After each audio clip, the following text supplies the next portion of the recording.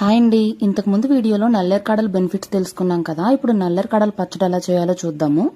మనం ముందుగా కట్ చేసి పెట్టుకున్న నల్లేరు కాడల్ని ఇలా వాటర్ తో శుభ్రం చేసుకోవాలి. ఇప్పుడు పచ్చడి కోసం ఒక బాండి పెట్టి దాంట్లో ఆయిల్ వేసుకోవాలి. ఆయిల్ హీట్ అయిన తర్వాత వేరుశెనగలు వేసి వేయించుకోవాలి. వేరుశెనగలు వేగిన తర్వాత కొంచెం మినపప్పు కూడా వేసుకుని బాగా వేయించుకోవాలి. ఇప్పుడు ఇందులోకి ధనియాలు, నువ్వులు, జీలకర్ర వేసుకుని ఒకసారి బాగా వేయించుకోవాలి. ఇప్పుడు ఇవన్నీ బాగా వేగిన తర్వాత ఇందులోకి కొన్ని వెల్లుల్లిపాయలు, కొన్ని ఎండుమిర్చి, చింతపండు వేసుకుని మళ్ళీ వేయించుకోవాలి. ఎండుమిర్చి అయితే మీ టేస్ట్ కి తగినట్టుగా మీరు తీసుకోండి. ఇప్పుడు ఇవి వేగిన తర్వాత వీటిని పక్కన పెట్టుకుని చల్లారనివ్వాలి.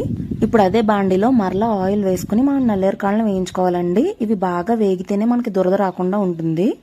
నల్లేరు కాడలు బాగా వేగిన తర్వాత అందులోకి 2 టమాటాలు, గుప్పుడంత కొత్తిమీర, కొంచెం కరివేపాకు వేసుకుని కొంచెం సేపు మరలా మగ్గనివ్వాలి. ఈ లోపు మనం వేయించి చల్లారి పెట్టుకున్న వాటిని ఇలా మిక్సర్ జార్ లో వేసుకుని మన టేస్ట్ కి తగినట్టుగా సాల్ట్ వేసుకుని ఒకసారి గ్రైండ్ చేసుకోవాలి.